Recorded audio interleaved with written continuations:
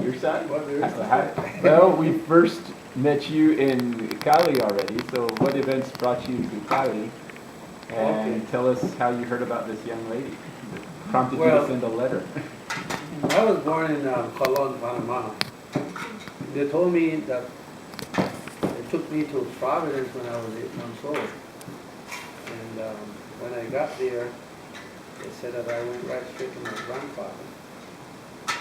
And I lived with them until I was 18. There was no more than fifth grade elementary school in Providence, so I went to that and there was only more, but If I could interrupt, your grandfather on what side? Was it my Britain? father, Your father's side, so grandfather. Okay. And his name was? Lemuel Burton, And your grandmother's name? Sarah Burton, So, okay? And I was there in Providence, just taking care of my grandparents. And one day, Roger Duck, whom all of you I believe have met, he was a missionary in Barranquilla, Colombia, and he went to preach a revival in Providence. And after the service one night, out of the blue, he said, "Juliano, would you like to study?" And I said, "Yes, but I don't have the opportunity." He said, "I'm going to help you." So he went, and sometime after he wrote me and said, "I got you a scholarship. Just be prepared. You have to be here in February 1962, and I'll register you in school." So he opened the door for me. Then when I left Providence and went to San Andres, I didn't know where to go. So I went to Pastor George May. Some of you know him. And he said, "Well, I can communicate. I'll just send a telegram to Roger and address it BAPMIS, the Baptist Mission Barranquilla, and he would get it." So he did. When I got to Barranquilla, there he was, waiting for me. He took me to his home, and then he took me to the school and registered me there. I was 18 years old to begin the 7th grade. The kids were 11 years old, and they called me Grandpa. So I've been a grandpa long ago. And it was tough because I didn't know Spanish. I could read a little bit, but I couldn't speak it, and I didn't understand it. So my best friend was a Spanish-English dictionary, and that's what helped me to learn Spanish. The kids used to mock me when I tried to speak Spanish because it was terrible. But after 2 years, they would come and ask me to explain the grammar to them because I knew the grammar, they did. Well, after a year, Roger said, "The convention is not giving any more scholarship, but they promised that they will give you the scholarship for this coming year until you can get something and pay them back." Well, I don't know how this is going to work. Well, it so happened that a family that I knew from San Andres, they went to live in Barranquilla, and the lady's sister and her husband came up to get medical attention. And I was talking to the gentleman, and he asked me some question, and I explained him what I was doing. He said, "No problem, I'll get you a scholarship." So he went back to San Andres. He was on the the council, and he told me all the papers to get, and wow. He got me a scholarship that paid me twice as much as what the convention was giving me. And I paid back the convention, and that scholarship was good for the rest of the time in high school. When I graduated from the high school, the same organization offered me a scholarship to go to any university that I wanted to go. Because you had a high grade. Yeah, I graduated second in my class. And I said no because I was going to the seminary. And I went to the seminary, and after 1 year, this is where I met her. And we had a few fights. One of them was I didn't want her to cut her hair. And one day she appeared up with the hair cut off. I need to tell you that. I don't know. We talked about it, and he said, "Oh yes, go ahead and cut your I hair." think she cut it shorter than he But thought. no. But he wanted proof. You know, is this lady gonna listen to me or not? I guess. And he just right before I go, he said, "Oh, I decided that you should not cut your hair." And I said, "Sorry."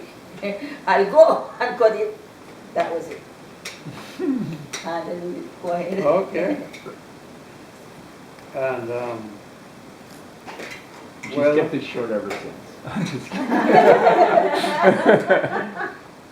after that I asked her several times to cut it because she would spend too much time combing it. So she gave the rest of the story, right? So I guess that's how it. How did you find out she was coming? Yeah, you didn't. Oh, okay. Yeah. So after my first year, the church I was going to, the pastor finished the seminary and he decided to leave. And they didn't have anybody. They had a pastor come in to work after the summer because they had the same schedule like over here.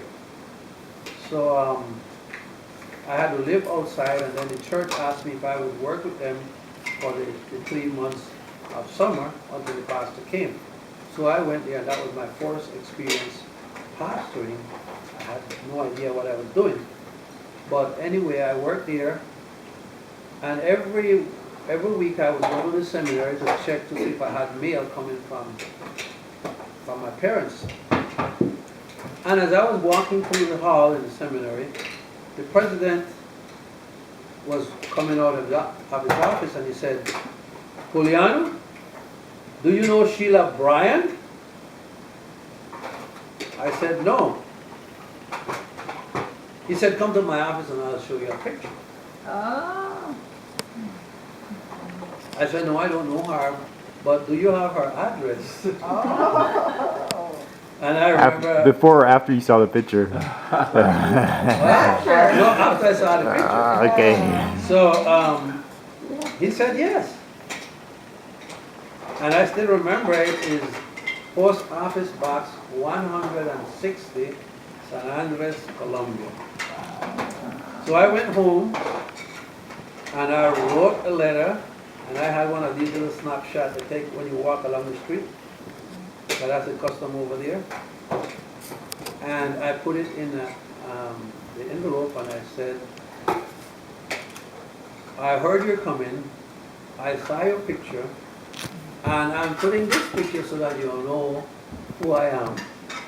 And I'll be at your service, and I'll meet you at the airport when you come if you want." I didn't believe the letter arrived when I got the answer.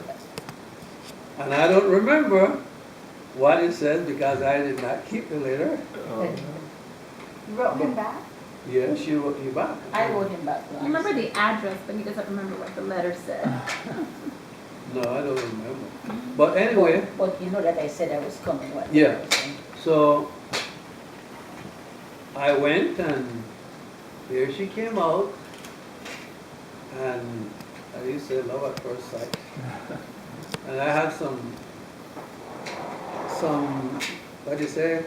Heart Some- palpitation. Butterfly. No, No. well, I had butterfly. I had some some they're women. skeleton in the closet. Because I used to have more than one girlfriend at the time. Yeah. Wow, this is the So- first I heard of that. But I Oh, had you just, didn't heard I've heard I had that. just, I had just finished with all of them. So when she went to the camp, because they would have a camp for the young ladies, and one young lady took her aside and said, No, but before that, you're going around here. Let me explain that one. okay, Because when we went to the camp, there was this young lady, very tall, much taller than me. Eunice was her name, and she befriended me, really close. You just get new to a place, and she befriended me, and we were very good friends, and not good, well, at least for those days. And I think because of the eyeliner thing, and I did not know, she had just finished from seminary, but she went at that camp. And then when I accepted his proposal for being girlfriend, and about a week or so after, another young lady that was in the seminary, but now this other lady had gone, this other young lady had gone, she had finished already, she called me and she said, I need to talk to you. That, in other words, don't trust Juliano, he has a girlfriend. So that's what I heard after accepting myself. and she was mad. Because I put it back again. Of I know you course. fixed that. Oh, but I told you that we had finished. You see, Yes, I didn't know that. this young lady, she was very nice, but I had some unresolved emotional issues with my parents, and one day I sat down and was talking to her about it, and there was a missionary journeyman that was there in the seminary, and she had a lot of unresolved issues too, and she would talk to me a lot, but there was nothing between us. And I spoke to this young lady about my situation, and the next day, this other lady told me everything, the missionary journeyman. So I said, well, there is no way that I could marry somebody that cannot hold our personal problems. So I went to her, I think that same day, and I said, that's it. But I didn't want to embarrass her, so I would still go and sit down with her at our meals, and I would walk her to her place wherever she was going.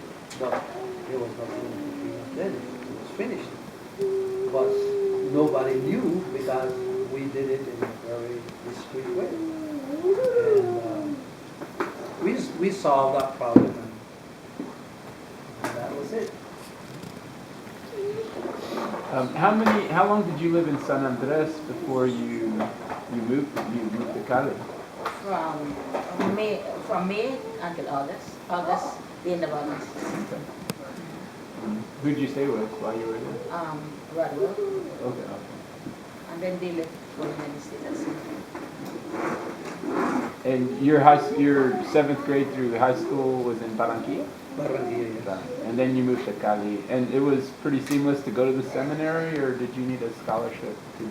Well, the way how it was set up, they would give you a job in there.